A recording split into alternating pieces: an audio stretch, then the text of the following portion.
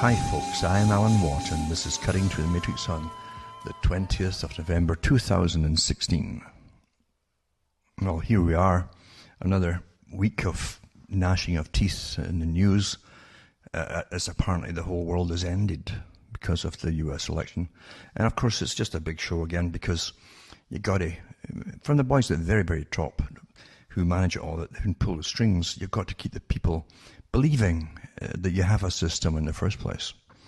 The problem with that is that when one side is booted out, the people who support them all and who really are the true believers don't know it's all a big game. You see, they just don't know. In reality, if you had the same system getting in one house after another, as they call it in the US, then you would know you're under a kind of tyranny, you see. And that's what you have. So therefore they break it up and give you two parties, and they demonize the other party, of course, who's going to run for it all. And it's true enough, a lot of people get awfully comfortable with the same bunch in, even when they hate them, because you can get up in the morning and you don't have to think about anything to hate it. It's there again, you just hate it until... So this way, you see, it keeps you from having revolutions. But the ones who really, truly believe in it all, and who are paid for it as well, a lot of them as well, the agitators, get everybody going to make you really believe it's a big change. It's quite interesting. One thing about true power is it doesn't give up itself. It doesn't say, okay, here, take this, take the crown, it's yours. It really doesn't do that. And all the players are making a big mistake if they start to believe in themselves and believe that they are like queens or kings. Big mistake to make. Because we truly have this group at the top. The leading James Bond movies were, well, kind of copied after, you might say. They incorporated the stories into the movies, where, forget the nations were secondary problems, but the ones at the top were the real manipulators who command armies across the world. It had spies everywhere, within all institutions, every level, in fact. And that was referring to the George Soros types. In fact, I think one of his businesses is called Quantum, and even had that in one of the Bond movies. And it wasn't by accident either. But we do have these characters way up there who never lose, but they have such a massive sway on what you'll see on television, violence in the news, that kind of thing, by all the followers, and who have the agitators at the top, professional agitators. That really bypasses the commands of government above them. We live in a far different world from the one that you think. And I've gone through the agenda so long, I know it pretty well by heart, because it's a very old agenda, where eventually the whole idea of what you think of as democracy, because you've never really had it, but what you think of, what you believe of as democracy, which doesn't exist, will be replaced as the people acquiesce and accept the fact that they're ruled worldwide under a system that is governed for the whole planet by what they'll tell you initially are the best people, the best technocrats, the best scientists, the best policymakers through social sciences and so on, and they'll bypass the whole idea of elections. I might think, well, yeah, I don't know, but it really doesn't matter, because that's where it's going to go. And you've been living under it for the whole of the 20th century, at least, including all the wars which they did create on purpose. And now you're into this 21st century with all the wars which, again, they created on purpose to get its outcome, which, again, is a globalized, one single world governance, as I like to call it right now. Once they have it all in place, though, they'll train you. It only takes one generation to train. That it's all quite normal having unelected people once you're simply appointed in. You already do accept, you understand, when you look at the EU, European Union, who has a private commission group at the top that run it all, who are unelected by the public. They also have shadow groups which run the banking systems over and top of the banking systems which you think that you know about or you hear about. And I've already done talks on that too. And they have the governance system set up for the East, and the governance system set up for the whole of the Americas and the Caribbean.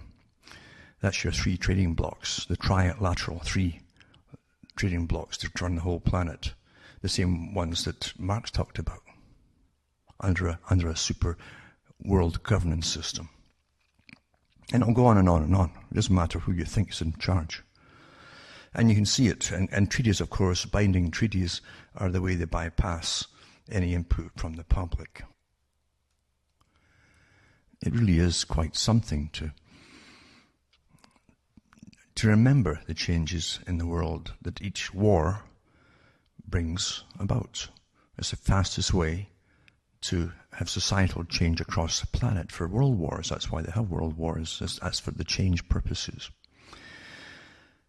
The whole idea of bringing countries together and then eliminating their sovereignty is part of a war on nationalism, meaning the rights of people to decide themselves and to protest and to vote on changes within their own society regarding the economy and how they're going to live, etc.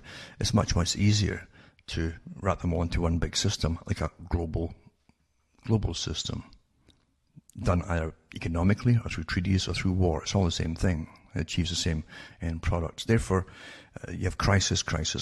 Oh, we've got to join together and give up all our rights. That's what the climate nonsense is about. It was decided that a long, long time ago. And a lot of what's happening now was actually arranged back in the 1930s by private organizations, run by the big bankers of today, in fact. And nothing has changed. And the idea of a war by other nations or a war against or the environment changing and going to destroy you all is all the same thing. Give up your rights, give up most of your money, live in austerity, which will allow the few that rule you worldwide. I mean, global power, true global power, not part of the world's power, true world empire, and run by a few. What incredible riches for them, eh? Multi-trillionaires overnight for those who are going to rule the world, all done through terrifying the public. And leaders who are prostitutes who just are sellouts, actually, and they get placed in these positions, and they sign these treaties and leave you with no rights whatsoever. They themselves will be handsomely rewarded by their rulers above them, and you pay for it all. No more nations. And then once you have that in place, it's just cream for all at the top forevermore, basically. And the technocrats that they put in place of any kind of democracy or elections by the public will rule the planet on behalf of the masters. Quite easy to do. And you got to understand the same techniques that are used today that you accept as somehow normal, double think that you've got to have democracy. You must eliminate, for some reason, again, it came out with the Bush Junior regime, run by other countries too, of course, that you must force this idea of democracy on countries which had never had this idea of democracy. Democracy is a fairly recent idea, remember. And as I've said before, it's the greatest way to keep things in a state of benefit to the public, by giving you hope every 4 to 5 years, just hope, and elect this bunch and maybe they'll be better than the last bunch, and that way you don't have revolutions. In the Western world, we are more volatile in some ways and organized to have big revolutions, and because of our nature, I suppose. But you take other countries like the Middle East that really have been ruled by strongmen for going way back into the dawn of history pretty well, and they have different customs and so on, but for them it works. So you can't force this whole idea of democracy upon them, especially when ultimately the whole plan is to bring the world into a system almost like sleepwalking through it via crisis and crisis and crisis, into believing in experts in science. That's the guise of taking over the whole planet. And they can do it, as I say, in one generation, once you give up all the other rights that you think you have right now. That won't change. That'll keep going and going, regardless of who they put in the US, pretty well.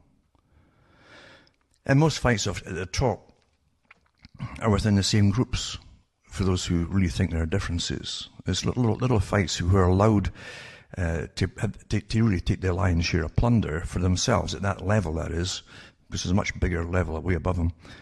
And they're allowed that. And Carl Quigley talked about it in his own book, Tragedy and Hope, that the politicians in all parties at the very, very top really belong to the same group, which the public don't even know about. At least the leaders do. And the lesser politicians, meaning all those who are down below, who are not prime ministers or presidents, they actually are allowed some competition for the money and a little bit more power for themselves. But the ones at the top really are selected long before by the masses above them. You'll find the same top banking groups, like Goldman Sachs, on board with both sides. Always. There's a clue there. It's not everything, but it's a clue that there's definitely more to it than meets the eye. Now, what is true is this whole idea, the final thing that they hit on was the environment. And they didn't suddenly hit on it. It's a very old idea under world socialism that was set up a long time ago that adopted into it technocracy. Technocracy is a kind of religion about the very technique that I've been talking about, where experts run the world, but it's on behalf of the masters above them.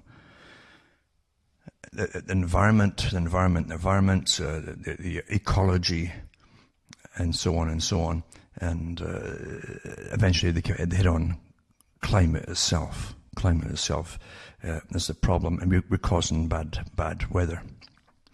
We're all terribly naughty, and experts are going to detach you into the dirt and stop you heating yourselves in the winter in order to save the world and save their filling bank accounts, make it much more lucrative. That's really the con behind it all. I've mentioned 1,000 times about Michael Gorbachev, who, when he was the head of the Soviet Union, the last one, before it became unsovietized, pretty well, came over with Margaret Thatcher from Britain at the time to do a world tour. They went to the States and different places, but he pushed the whole idea of a world unified under a kind of green agenda.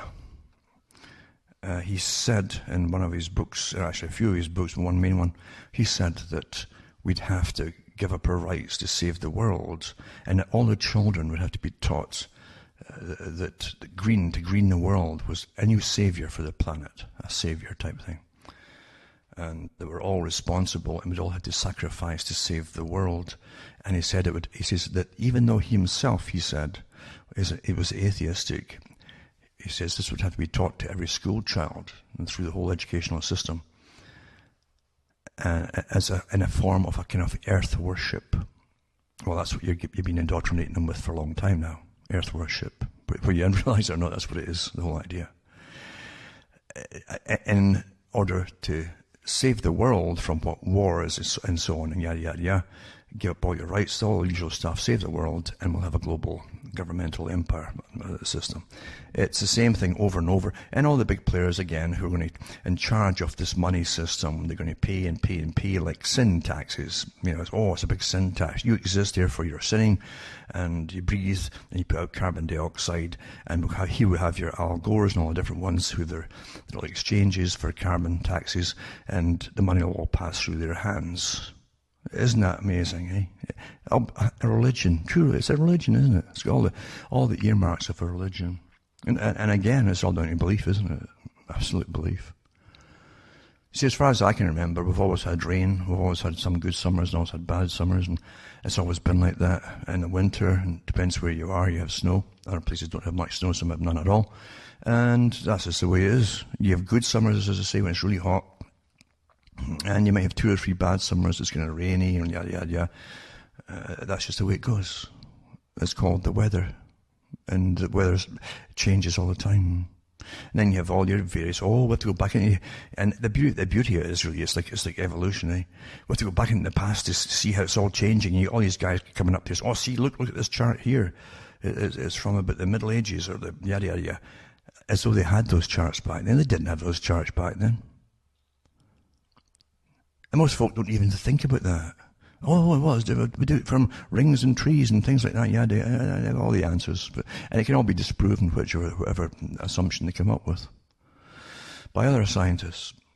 But only the scientists who go along with it all and are well padded in their pockets for doing so are allowed into the United Nations talks on scare, and rubbing their hands over all the loot they're going to draft in very shortly.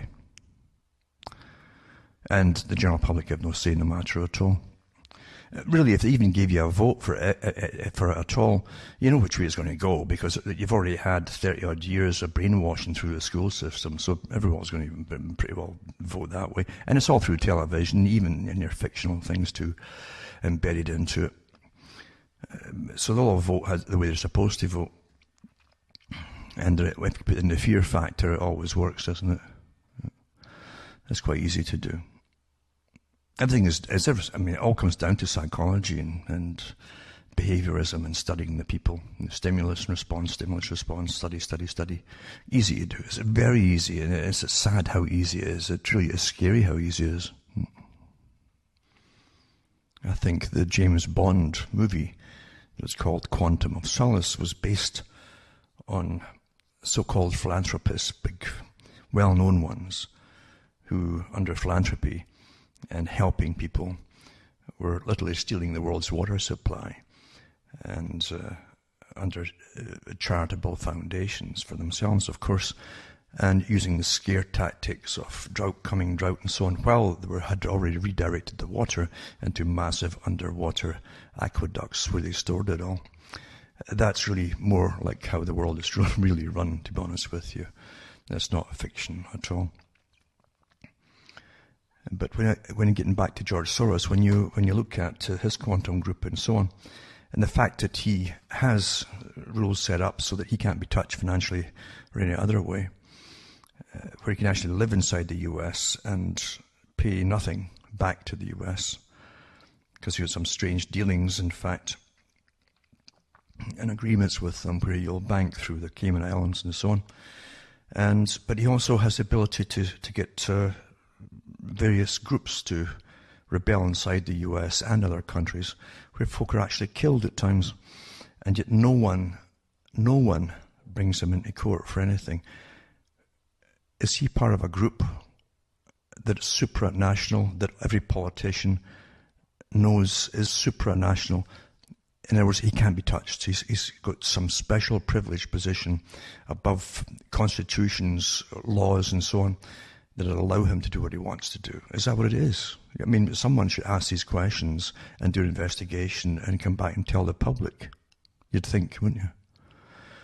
But instead, the public are given nonsense to argue about. And we know that with all the chronology that goes on to do with the climate, that the big group under the United Nations they've been drilling their mouth for years for all the trillions they're going to tax of all the people across the whole planet. They'll trickle through all the different foundations and tax, carbon tax, banks, etc. The money to be made is phenomenal. It's incredible. You can't imagine. It's staggering. And how they're going to bring the whole world into line, proper line of depopulation by withholding energy to certain countries. You'll freeze to death, or sometimes some countries you'll overheat, in fact, because you can't use your air conditioners. All these things are going to work properly for the elite's agenda, which they've talked about for such a long time. Control energy under technocracy, and you control the whole planet, life and death, quite simple, and you make an awfully massive profit over it, because after all, you see, everything is energy. You emit energy through your work, what you do. You have no use to them once you're a pensioner, for instance. You're written off. You're supposed to go away quietly and do the right thing, which is take the pill and die. That's what they want. I'm quite honest about that. I'm not exaggerating it at all. But most public, if the public are kept running and spinning their wheels and chasing the same political parties, never suspecting there's another institution way above all of it. If you had a prime minister or a president that came out openly by doing their own investigation once they get in and saying, yep, they've been doing geoengineering for years to alter the climate, and then blame you for it. And here's the fallout from it. So many millions, or maybe even billions for all we know, have died already from all this stuff in the atmosphere that we've sprayed into it. If they just come out openly and do all these, but they don't, do they?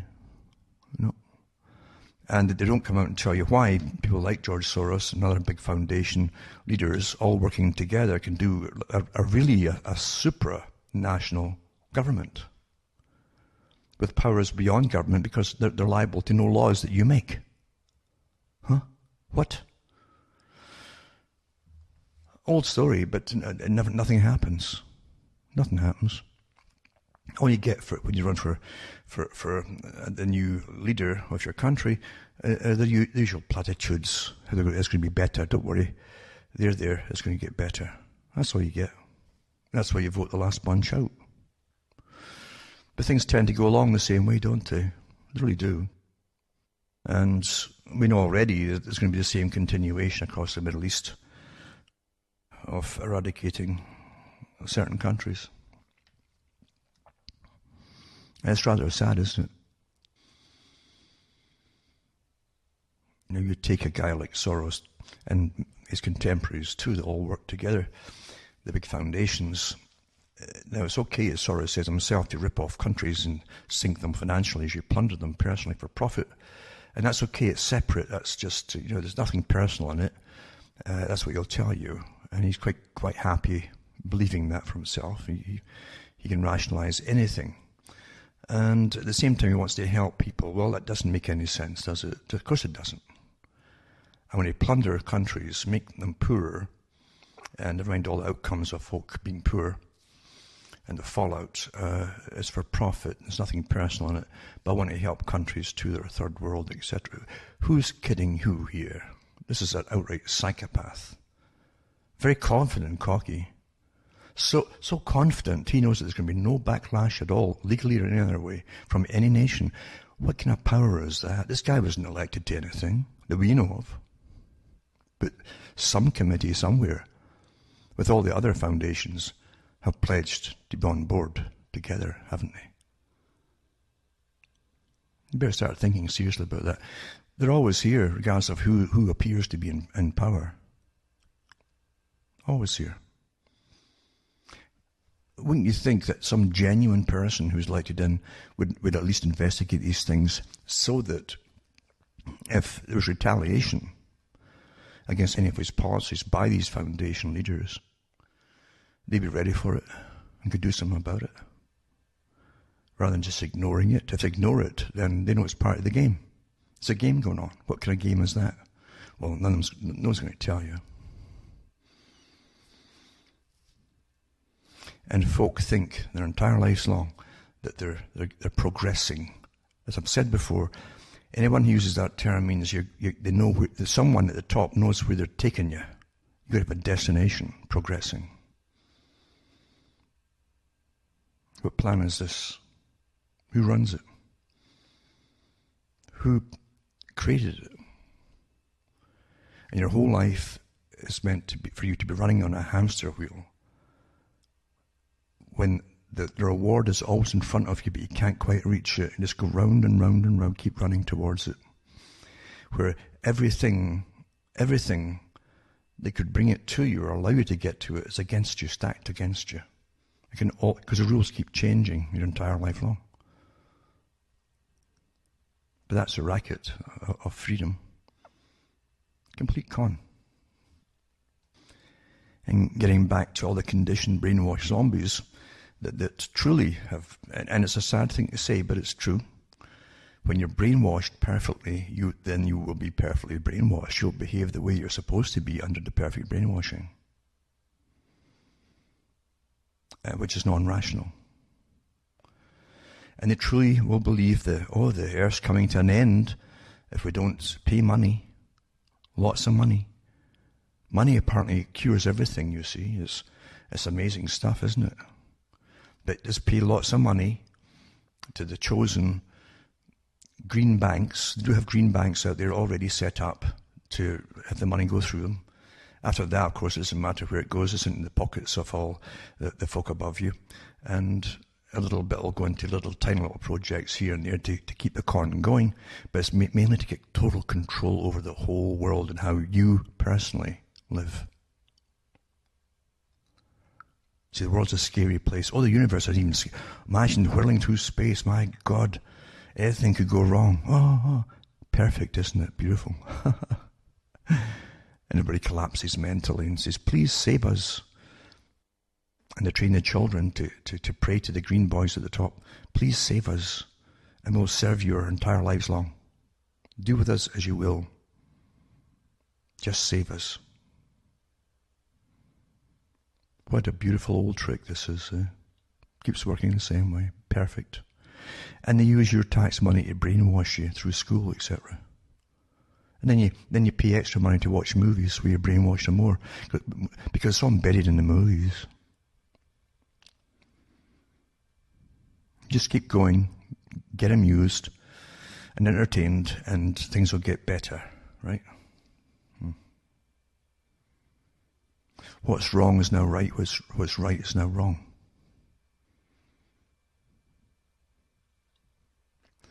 I said years ago that to have any power at all in this big agenda, which is unfolding, you'll have to decide to join some group or another, especially a minority type group, even because they're always creating new minorities all the time, which are easy then to divide and conquer.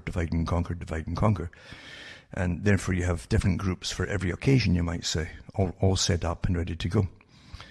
For those who know how to handle power and how to manage the public.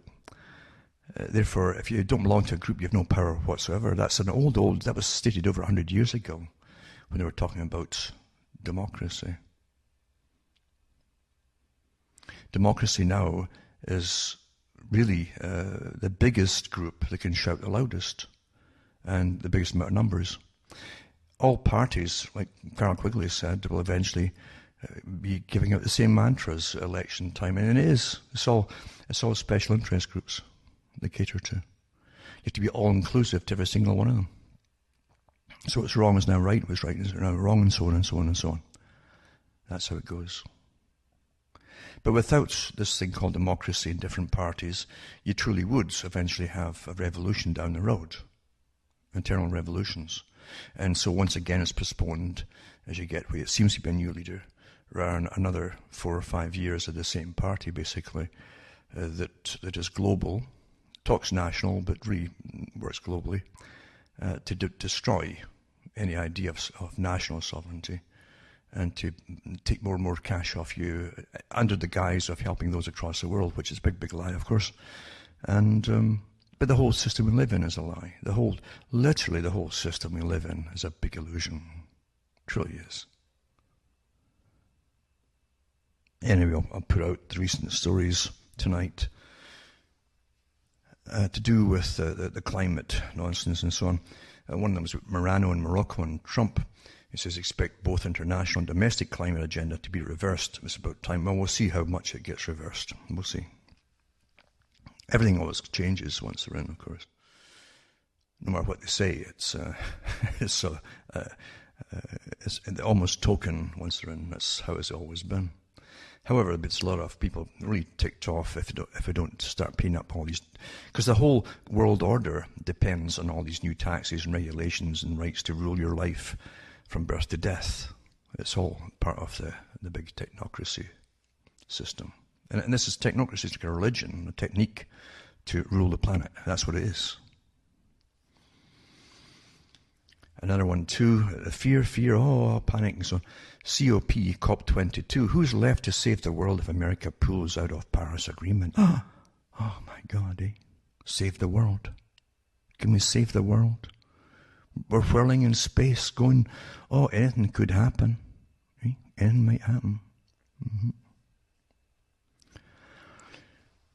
It's amazing how I've lived this long, but once it points something out, now you're terrified of it. See, if you kept in ignorance about the world or space and so on, then it wouldn't bore you at all. You'd never even think about it. So is science working for you or against you, or is it a big con game? You got to think about all these things, isn't it? It's so true.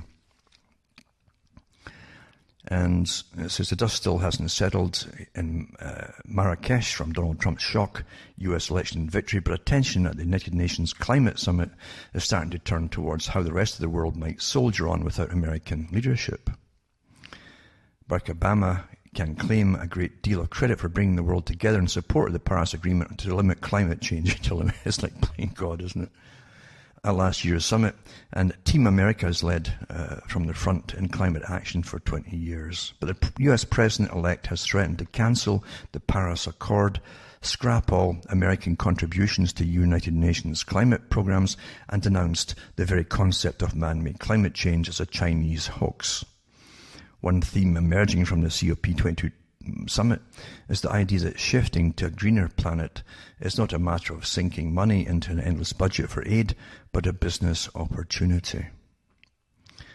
And if Mr. Trump can't be convinced of that, there's no shortage of other world powers willing to step into America's shoes. The gloom in the wake of the Trump victory has focused on the US' role as the world's second greatest polluter, responsible for 13% of global emissions. But Chinese representatives here point out that the gigantic size of its own emissions, China that is, this is China's real estate alone accounts for 8% of global emissions, similar to the total emissions of the Economic Union of Europe, the entire Europe. One part of China's plan involves phasing out steel and cement emissions by 2050, a scheme which on its own would cut as much pollution as the entire emissions of the UK twice over. Riffing on Mr. Trump's own claims to deal with what he sees as the problem of Mexico, a representative of one of Chinese's non-governmental organizations, and he got them too, folks, joked that China would be willing to cut the equivalent of all US emissions, particularly if President-elect Trump gets his way, adding that we would get the US to pay for it. China sees a scope for international infrastructure projects and efficiency savings that climate action entails, and when it comes to reaping the benefits, the joke is on the US. Europe is also eyeing up the opportunities here and the chance to look for a partner to the east instead of the west, particularly on a subnational level. At a side event organised by the China-Europe Forum, delegates discussed how the landscape of global climate action is shifting and where the impetus for making a change now falls. And it goes on and on with all local stuff, but local governments and how they can still tax you and yada, yada, yada, because there's just too many. You understand, they're right with one concept. See, they want to kill most of you off because they claim there's too many of you eventually, as you keep breeding and breeding and breeding. And while only the better types should breed and get along for the future, they want to do away with all of you, but they want to always profit off you as they're taking you down in numbers, you see. And this is the greatest thing of all. This is massive. Imagine taxing the whole planet under this beautiful religion of climate and make them all feel guilty as you're all committing suicide to save the rest of you. I mean, it's quite wonderful, this racket, isn't it? Really, isn't it? Because it's a religion and it's a racket. It really is.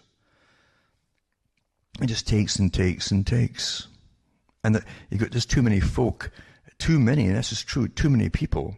But all the too many that I'm talking about are the ones who are all ruling you today, and all the other organizations they form to rule you, who are going to wax awfully fat and wealthy off of all of you. That's the problem here. Too many of them have been smelling this, they're smelling this money coming in, and they can they don't have to produce anything, except pretend that they're doing something about it all. It's beautiful, isn't it? Rackets. Anyway, it says the suggestion is that the major cities and regions of Europe as the cradle of Western civilization, who are you talking about, can lead the way to a kind of climate enlightenment. Well, enlighten you is to take the cash off you, but nothing left in your pockets. During this COP22 in particular, we're called to defend and support a fast-tracked implementation of the Paris Agreement, Mr. Lebrun said. This is only possible if we establish a strong, ecologically committed civilization. Others feel it will fall to the world's biggest businesses to pave the way on climate action driven by both the dispassionate economic arguments behind the green innovation and strong leadership that does not rely on public opinion for its authority. Well, to heck with that. Right? It's all a racket. Well thought out racket, mind you. And even train the victims, which is the population, that it's all their fault. And it's all lies.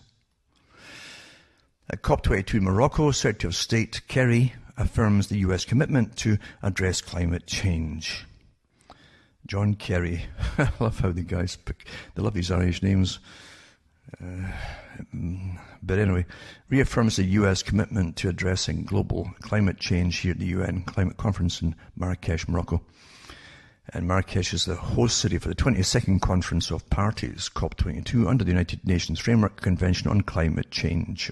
You want to throw up each time you see this, never mind speak it. The world must now wait to see if the incoming Trump administration will honour those commitments or if the US will become a rogue nation. Well, it's about time somebody went rogue that denies the very existence of climate change. Well, that's your religion. If you want to believe in it, fine, you pay for it all. As a hoax created by and for the Chinese to make US manufacturing less competitive. Well, it's not just US. The group that runs the world decided to deindustrialize the whole of Europe and the US and Canada at the end of World War II over a certain, so many year period, and decided in Britain right off the bat, in fact, for those who don't know it. And they had all the plan for all of this laid out way before World War II, including meeting China, the top manufacturer for the planet in the 1930s. The trick was how to make the people believe and go along with all climate change, climate change. Kerry stated that no one should doubt the overwhelming majority of Americans who know climate change is occurring and are committed to addressing it. He noted how the world is unified. I hate all these terms. It's speech writing terms. And moves so quickly to bring the Paris Agreement into force. Most folk wouldn't give one hoots if none of these meetings had ever taken place. It says the US is on our way to meeting all of our climate commitments. Kerry emphasised that the primary driver of emissions reduction is marketplace forces. Investing in clean energy, clean energy and dirty energy, simply makes economic sense. And it's a $1 million trillion market. Well, come on. They've already discussed the fact in higher courts than this lot here I could ever see, that you bring the population down, and all energy does is make people thrive and be healthier. If you can't heat yourself, you die. How much energy did it take to grow those potatoes? Or you can't afford it, you die. I understand what they mean in their double speak. I'm not guessing about this, I've read all their stuff.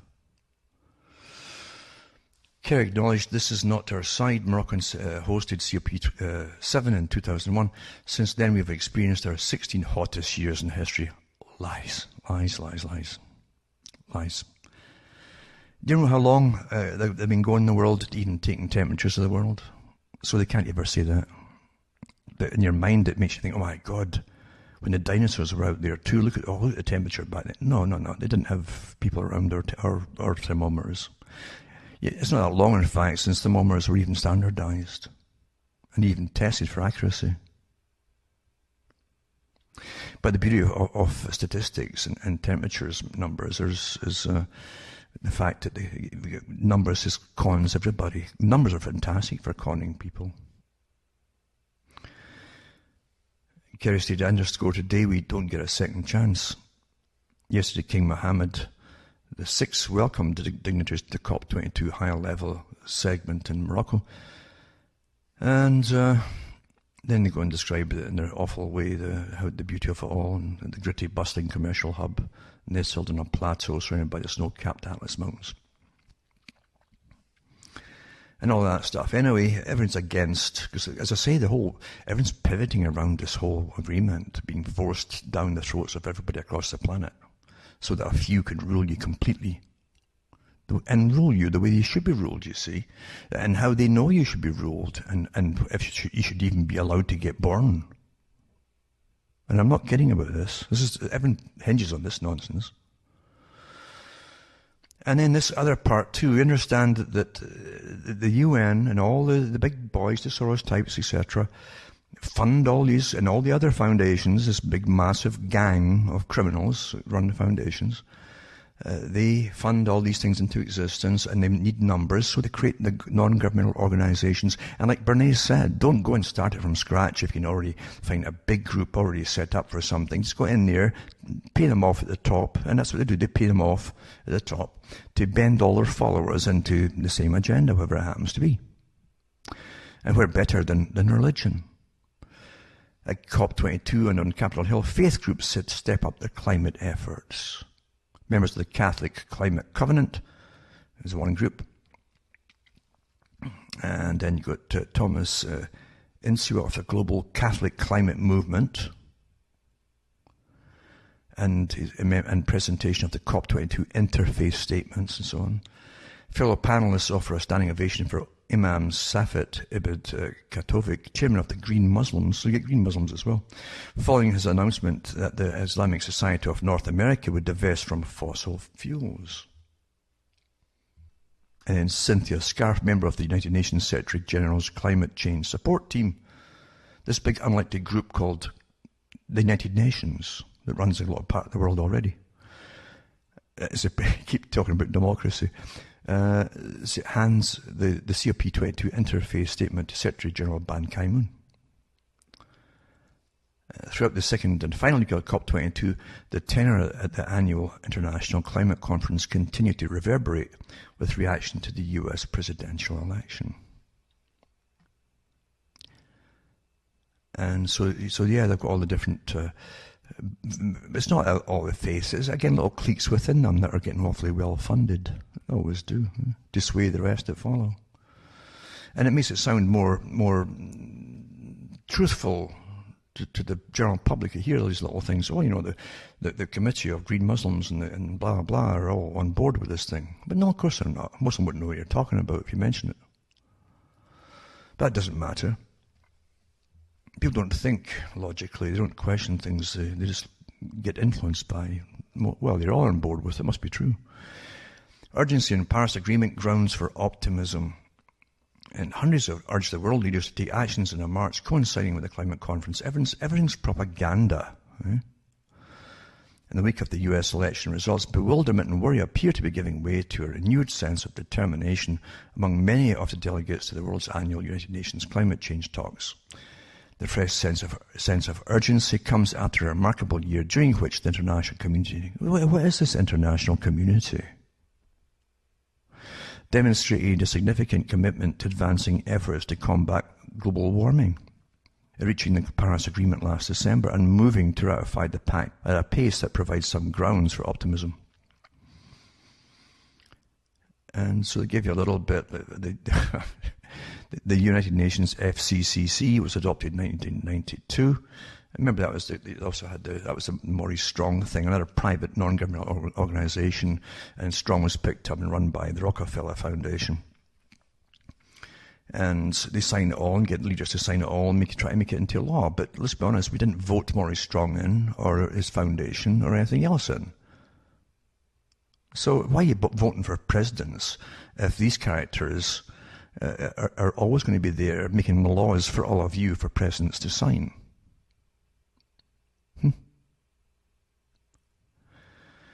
Anyway, they talk about that, and then the Kyoto Protocol adopted in 1997, and everyone's built on the last part, and so on, until they keep going and get to where they want, like putting bricks to the height of a wall until they reach their target. That's how they do it.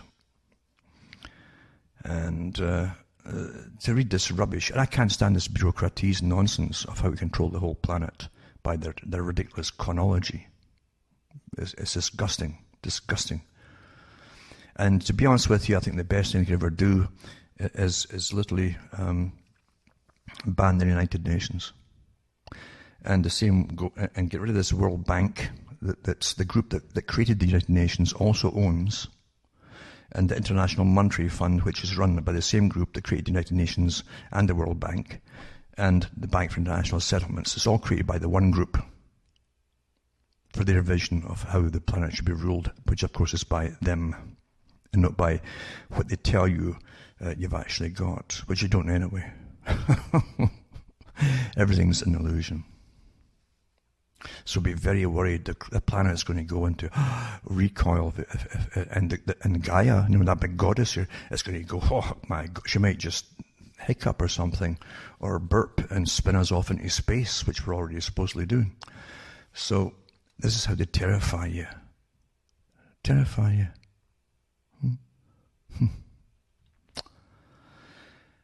And this one here, record global cooling over the last 8 months. Another article too, but it's all, playing with the games, of course, and that's what they do. Yeah, I'll put this up anyway. It says, well, I'll let you read it yourself, put these links up too, let you read them yourself. Obama rushes to implement the climate treaty without the Congress and before Trump can cancel it. So he's rushing to implement the global treaty. And it says, put another way, U.S. will be under global governance without input from the people, the people's elected representatives. Those protesting the prospect of fascism might want to pay attention to the story. According to the independent U.S. Secretary of State John Kerry, says he will continue his efforts to implement the Paris Agreement on global warming until the day President Barack Obama leaves office. So anyway, we'll wait and see. But you will know if Trump gets in and doesn't just tear it all up, say rubbish. Because everything can be undone. And by the way, it doesn't take years to undo anything, including Britain leaving the EU. You just literally cancel it. By a leader saying it's cancelled, that's it. Write it on a bit of paper, cancelled, show it to the TV, and that's you. That's good enough. Same with this nonsense. And then this one here. It's interesting to me to look at all the different characters that are involved, what they belong to, and you've got to look at who they are. You've got to look to see if they belong to the Council on Foreign Relations. Again, the group, this is the descendants of the group that created the United Nations in the first place, and the background on national settlements, etc., etc., etc., and the whole integration of Europe, NAFTA, blah, blah, blah. You've got to see if they're members of that or have been, because they're never not members, except they pretend not to be when they get into government for a few years, then go back to it. And you have to see if they belong to the group that's even higher as implementers, like active agents, called the Trilateral Commission. You got to see if they are, or if their spouses are too. It's very telling. And different articles that you might see might mention certain things about them. Kissinger, of course, is trilateral. Everybody around President Carter, for instance, I think almost everybody that was around him, most of his staff was a trilateral member. And trilateral members are generally also Council on Foreign Relations, but in fact they all are, before they get to be trilateral. Their agenda is a global governance run by the professionals. And everything I've been talking about over the years, it's all the same organization. It has different names for different areas. It's the same thing, same group. And I always look into all the articles they're pumping out, but it's awfully telling what they're telling. Here's when the U.S.-Israel relationship is in trouble, warns Council on Foreign Relations senior fellows Robert D. Blackwell and Philip H. Gordon in a new Council special report called Repairing the U.S.-Israel Relationship, but when was it ever damaged? Significant policy differences over issues in the Middle East, as well as changing demographics and politics within the United States and Israel, have pushed the two countries apart. Blackwell, a former senior official in the Bush administration, and Gordon, a former senior official in the Obama administration, call for a deliberate and sustained effort by policymakers and opinion leaders in both countries to repair the relationship and to avoid divisions. That no one who cares about Israel's security or America's values and interests in the Middle East should want. Because some are wanting the U.S. to continue the wars and continue having lots of military involved in the Middle East for years and years to come, and pay for it all too. That's part of the whole thing. What they're talking about here is reframe the strategic relationship, invite the Israel President Minister to Camp David in early 2017 for a summit. That's what they advise. move beyond the debates about the merits of the Iran nuclear deal and work together to implement and rigorously enforce it with a commitment to imposing penalties on Iran for non-compliance. Well, as far as you know, Iran has been examined many times by the Atomic Energy Group, and they say that they don't have bombs and all that, and dirty bombs, etc., but they do have been working towards the electricity run by nuclear power, like everybody else. But there's more to it. We all know what it is. We all know. And so it goes on and on and on. We'll see what happens. But if the US is willing to police the whole planet and to keep breeding folk, and that's how I think the elite actually see everybody. They used Britain for centuries. Now they're using the US. It took over from Britain by this group I'm talking about, Royal Institute of International Affairs, this private organisation that now runs the whole planet. And they'll use the US and their tax money and the bodies that they breed to fill uniforms across the whole planet, because that's what we're born for, apparently. And it goes on and on and on. But anyway, I'll put this article up for anybody who wants to read it, because you get so sick your whole life long of reading of the same ongoing wars that really are outside the average person's say. We have no say in anything. Then you have the US House renews the sanctions on Iran, set sanctions on Syria, and the GOP-controlled US House of Representatives has passed bills to renew sanctions against the Islamic Republic of Iran and to impose sanctions on Syria. They voted 419-1 for a 10-year reauthorization of the Iran Sanctions Act. That's the ISA, they call it.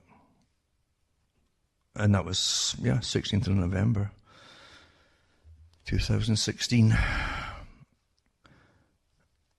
And they say that the ISA was initially adopted in 1996 on the unfounded accusation that Tehran is pursuing non-civilian objectives in its nuclear energy program. Iran has adamantly rejected the allegation, arguing it's a committed signatory to the Nuclear Non-Proliferation Treaty and a member of the International Atomic Energy Agency, and it has the right to use nuclear technology for peaceful purposes. The ISA will expire at the end of 2016 if it's not renewed. The bill must be passed by the Senate before being signed by the President-in-law. Ed Royce, a hawkish Republican representative who chairs a Foreign Relations Committee in the House, called the ISA a critical tool, adding that its expiration would compound the damage done by the President's dangerous nuclear deal and send a message to the US that they will no longer oppose the destructive role of Iran in the Middle East. Back and forth, back and forth, back and forth. You get so sick of this your whole darn life. Really, it's the same story as your whole life long. Who's good, who's bad? Now remember one thing, which is awfully important to remember. All news out there is spun. It's spun. I've mentioned even the articles that came from the Supreme Court in the US saying that news doesn't have to be truthful. Everything's got a spin on it. When it comes to politics, everything's spun. And there's no real news today. There really is no real, true news. John Pilger said it recently on a video, that the media companies get everything off the internet now. They don't go out and seek out news, do investigations anymore. They simply don't do it. And yet a lot of people are getting awfully upset because some other sites come out with the fact that a lot of the popular anti-establishment sites are not really true news either. So everything today is arguments. That's all you get is arguments for everything, including what's real news and what isn't. How can you have real news when we live in such secrecy about everything?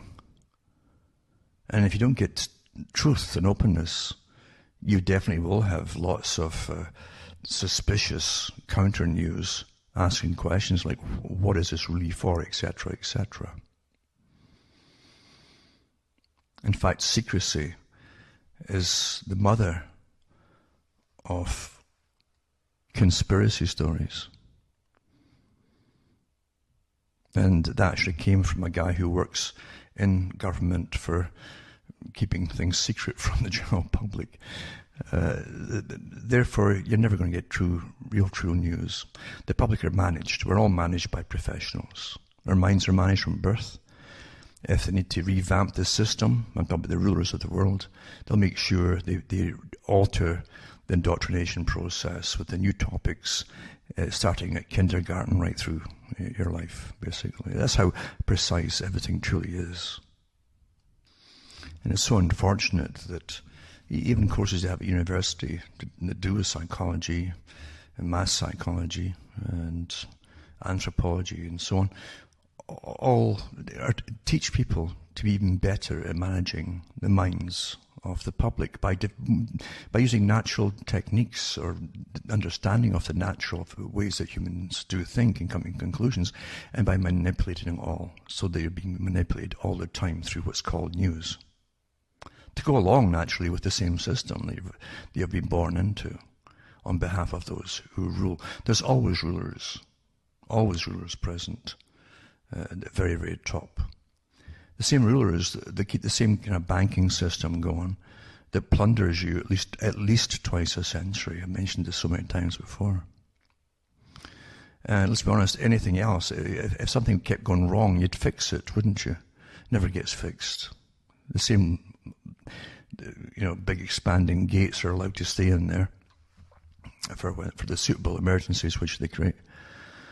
And you get plundered again, and money just goes to money heaven, and then you have fake inquiries and then fake resolutions, and it continues as always with those at the top who literally give themselves bonuses into the millions, maybe even the billions at the top every year. And that's the way the world is run. And these guys at the top also have big foundations to make sure that they can train billions across the planet of new children every year into the new agendas as they update it all. We're always getting updated just to suit the big agenda, but it's definitely written out there. And they use the techniques, which, as I've said, have been out there for a long, long time by those who never believed in democracy, but always used the term democracy to make you believe in it. But they don't believe that. They believe that you're unfit to even rule your own lives, and therefore they have the right to rule it for you. And they're already doing it. It's just that it's behind the scenes. You think you're making your own decisions, but you're not. You're being prompted all the time to make the decisions you're supposed to make. And Charles Galton Darwin went into that in a big way. And obviously, by the way, the references he made and the inferences he made in his own book, The Next Million Years, you knew they discussed it in much more detail than was what was in his book. For myself, Alan Wharton, Ontario, Canada, where the weather really is changing again. As it should, actually. It's good night. May your God, your gods go with you.